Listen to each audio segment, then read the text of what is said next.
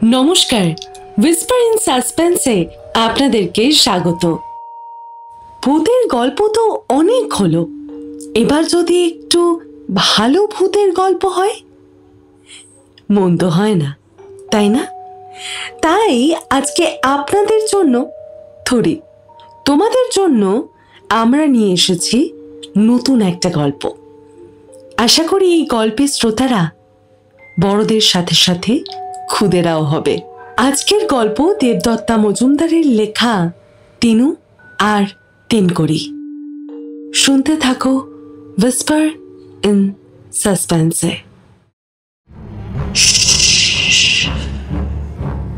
গপ্প এখানে রোমাঞ্চের, গপ্প এখানে শিহরণের, কারণ গপ্প এখানে গপ্প নয়, সত্যি।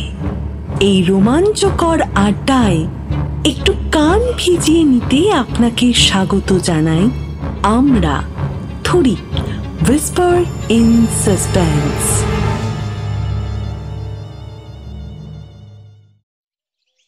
তিনু বুক ভরে একটা লম্বা নিঃশ্বাস টেনে নিল, যেন অক্সিজেন না, ও সাহস নিল বাতাস থেকে। তারপর পায়ে পায়ে গেটটা ঠেলে এগিয়ে গেল বাড়িটার ভিতরে।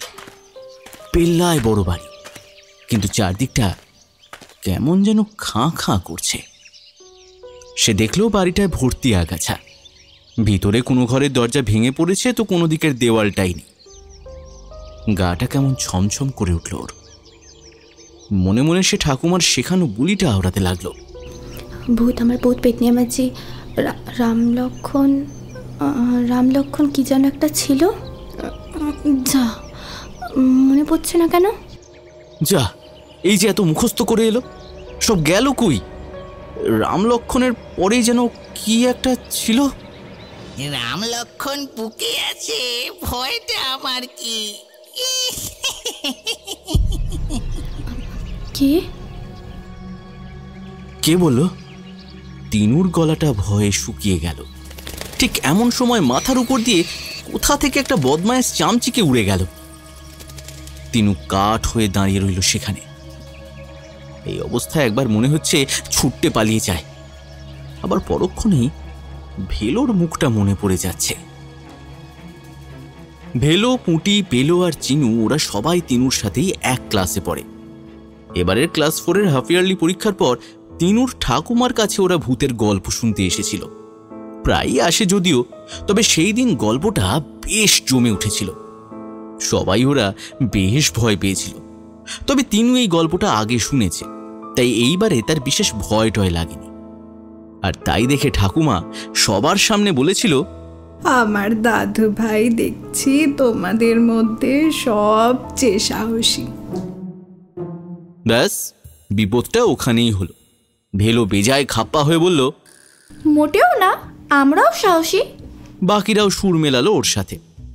এমন সময় কার না নিজের বিষয়ে প্রতিবাদ করতে ইচ্ছে করে। তাই তো তিনুও নাক উঁচু করে বলেছিল, কিন্তু আমার সাহসটা তোদের থেকে একটু বেশি। ব্যাস, আর কি।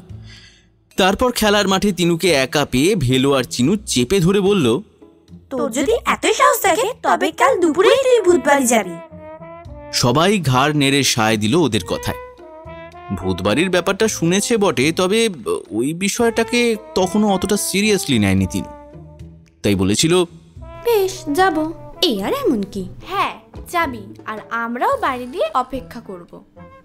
আর তুই ওই বাড়ির ভেতর থেকে আমাদের জন্য একটা করবী ফুল ছিঁড়ে আনবি, বলেছিল ভেলো। রাত্রে কিছুতেই ঘুম আসছিল না তিনুর। খালি মনে হচ্ছিল, ইস, ঠাকুমা যে কেন অমন করে বলতে গেল। আবার কখনো মনে হতে লাগলো, ইস, কেনই বা ও আগে থেকে ওই গল্পটা শুনে রেখেছিল। যদি সত্যি ওই বাড়িতে ভূত থাকে, আর সে যদি সত্যি ওর ঘাড় মোটকে দেয়, তখন তো আর ঠাকুমার হাতের আনন্দ নাড়ু খাওয়া হবে না, আর ব্যাট করাও হবে না কখনো। কিন্তু এসব তো নাও হতে পারে। ভূত থাকলে নিশ্চয়ই ঠাকুরদাদা দেখতে পেত। তিনি তো আলো জেলে ভূত নামান। তিনু জানে ওটা প্ল্যানচেট, কিন্তু সত্যি ভূত থাকলে তারা নিশ্চয়ই ঠাকুরদার ডাক শুনে আসতো। কই, কিছুই তো হয় না। তাহলে নিশ্চয়ই এসব ভূত টুত সব বাজে কথা। কিন্তু এখন যে সত্যি ভয় ভয় লাগছে তিনুর। এই অবস্থায় বাইরে গেলে ওরা সবাই ওকে ভীতু বলে দাগাবে, আর কোনোদিনও ব্যাটও করতে দেবে না যে। কিন্তু গাছটাই বা কোথায়? খোকা বাবু, হ্যাঁ, মনে হচ্ছে ভয় পেয়েছেন। হ্যাঁ, কথাটা শুনে চমকে উঠল তিনু। একে রে বাবা! তিনু যতদূর জানে কাকপক্ষীও এই বাড়ির ত্রিসীমানায় আসে না, তাহলে এটা কে? আর কোথা থেকেই বা লোকটা কথা বলছে? কথাগুলো যেন খুব দূর থেকে শোনা যাচ্ছে। তিনু ভালো করে কান পাতল। আরে, সামনের ওই কুয়োটা থেকে আওয়াজ আসছে তো, কিন্তু কুয়োর ভিতর থেকে কিভাবে কেউ কথা বলবে? সে এইবার গুটি গুটি পায়ে এগিয়ে গেল কুয়োটার দিকে। তারপর ঢোক গিলে জিজ্ঞেস করলো, কে কে? আগে আমি। তিনুর চোখ পাঁচু খুঁড়োর দোকানের রসগোল্লার মতো গোল গোল হয়ে গেল। কুয়োটার ভিতর থেকে লোকটা যেন কিলবিল করে উঠে এল। এত রোগার লম্বা মানুষ হয়, আর এত কালো! তাদের দুধওয়ালা বুড়ো গোয়ালাও বেশ কালো, কিন্তু এ যেন একটু বেশি কালো। তিনি চমকে উঠে জিজ্ঞেস করলো, কে কে তুমি? আগে আমি। লোকটা বলল। তিনি আরো অবাক হয়ে বলল, আমি মানে? এই রে, এই মানে কি করে বলি বলুন তো? লোকটা মাথা চুলকে বলল, তারপর টপাস করে একটা লাফ কেটে কুয়োর পাঁচিলে বসলো। তিনু খেয়াল করলো লোকটা তাকে আপনি করে বলছে। এই প্রথম তাকে কেউ আপনি সম্বোধন করলো। বেশ মজা লাগলো তিনুর। সে গম্ভীর হয়ে বলল, তোমার নাম কি? এই নাম তো মনে পড়ছে না, তবে খোকা বাবু, আরে ভয়টা কেটে গেছে মনে হচ্ছে। হ্যাঁ, ভয়? কই, আমি তো ভয় পাইনি। ভয় পেতে যাবো কেন? এই দেখো দেখি, আমি কি তবে ভুল দেখলুম? হ্যাঁ, মানে কি দেখলে? ওই যে আপনি ভয় পেলেন এই বাড়িতে ঢুকেই। হ্যাঁ, তারপর ওই লোকটা ছড়াটা আড়াচ্ছিলেন। কি আশ্চর্য! তিনু অবাক হয়ে গেল, এ কি করে জানলো? তিনু তো মনে মনে পড়ছিল ছড়াটা। তুমি কি করে বুঝলে? তিনু ভুরু কুঁচকে জিজ্ঞেস করলো। লোকটা আবার সেই বিশ্রী হাসিটা হাসলো। খোকা বাবু কি বলেন? আমি জানবো নি তো কে জানবে? আমি যে মানুষদের মনের এপার ওপার দেখতে পাই। মানে মানুষদের মন মানে? তুমি কি, তুমিও তো মানুষ। এইবার লোকটা কেমন দুঃখী দুঃখী মুখ করে বলল, মানুষ? না খোকা বাবু, আপনার একটু ভুল হয়েছে। আমি। তিনু লোকটাকে থামিয়ে দিয়ে বলল, থাক, বুঝেছি, তুমি নিশ্চয়ই ম্যাজিশিয়ান। আগে আমি ওই শিয়াল টিয়াল নই, আমি হইলাম গিয়ে। লোকটা আবার কাঁচুমাচু মুখে বলল, আবার মিথ্যে বলছো? জানো, আমার ছোট মামাও ম্যাজিক দেখায়।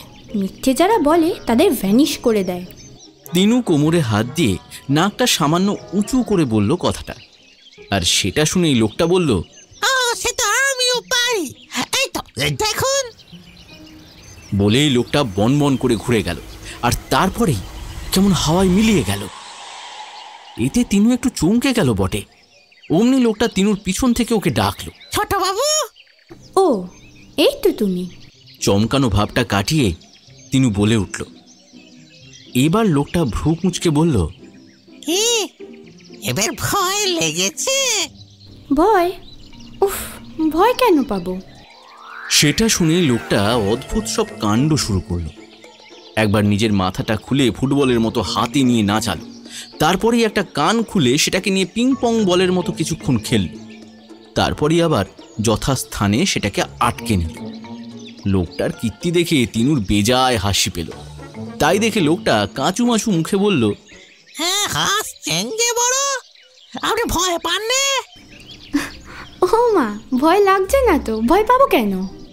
কোনো রকমে হাসি চাপতে চাপতে বলল তিনি।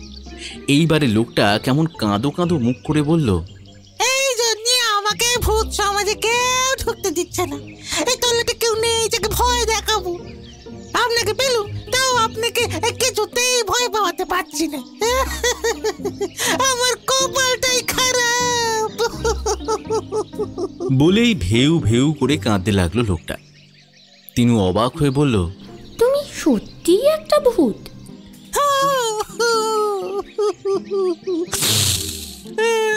লম্বা একটা নাক টেনে সে বলল। তিনুর খুব মায়া লাগলো। মনে মনে ভাবলো, আহারে, না জানি ভূতটার কত কষ্ট। সে বলল, আচ্ছা আচ্ছা, কেঁদো না কেঁদো না, আমার ঠাকুরদা ভূত নামায়, ওনাকে বললে বোধহয় তোমার একটা গতি হবে। কিন্তু তোমার তো একটা নাম দরকার, তোমার কি একেবারেই নাম মনে নেই?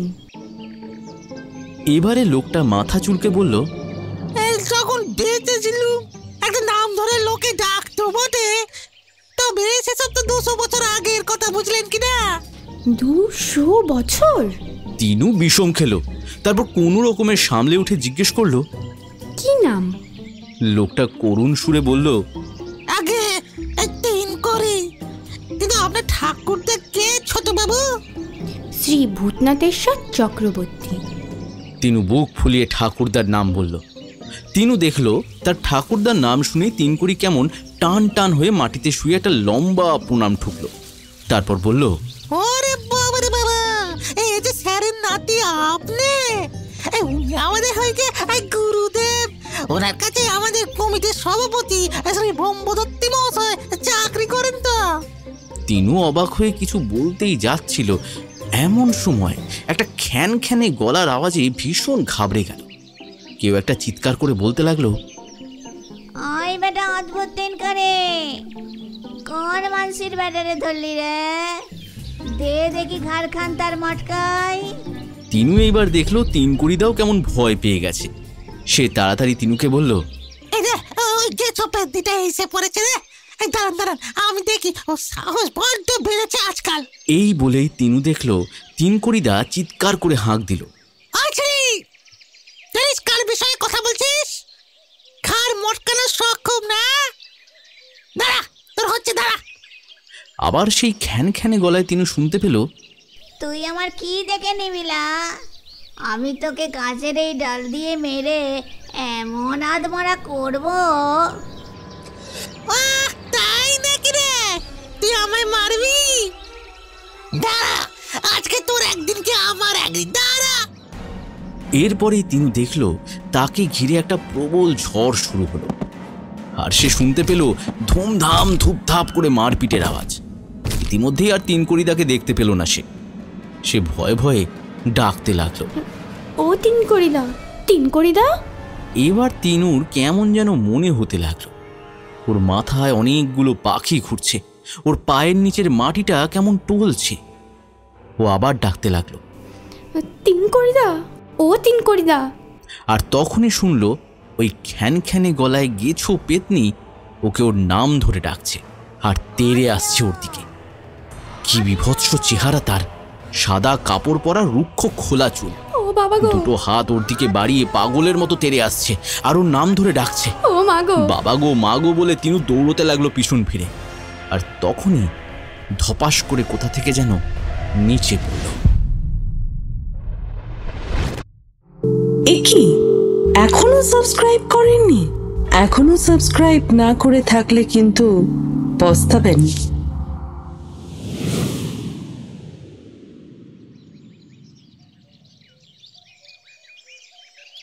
মুখে অনেক আলো এসে পড়েছে তিনুর। তাড়াতাড়ি চোখ খুলে উঠে বিছানায় বসল। উমা, এটা গেছো পেতনি কোথায়? এ তো মা ডাকছে তাকে। কিন্তু ও বিছানায় এলো কি করে? বেলা বাড়ছে তিনু, তুই এখনো ঘুমোবি? ওঠ বাবা। মায়ের দিকে ফ্যাল ফ্যাল করে তাকিয়ে থাকলো তিনু। সে কি তবে এতক্ষণ স্বপ্ন দেখছিল? এমন সময় হঠাৎ পকেটে কি যেন একটা ঠেকলো। হাত দিয়ে পকেটের জিনিসটাকে চোখের সামনে মেলে ধরল সে। এক গুচ্ছ টাটকা করবী ফুল। এরপর থেকে আর তিনু আর কখনো কোনো কিছুতেই ভয় পায় না। তার বন্ধুরা এখন তাকে তাদের দলের ক্যাপ্টেন বানিয়েছে। আর তিনকড়ি ঠাকুরদার কাছে তিনকড়িদার কথা বলেছিল তিনি। তিনকড়িদা ভূত সমাজে ঠাঁই পেয়েছে সসম্মানে, কিন্তু তিনু কখনোই আর তিনকড়িদার দেখা পায়নি, ভূত বাড়িতে গিয়েও না। আজকের মতন গল্পের আসর এখানে শেষ। তবে পরবর্তী গল্পের জন্য আমাদের বেল আইকন ক্লিক করে রাখুন।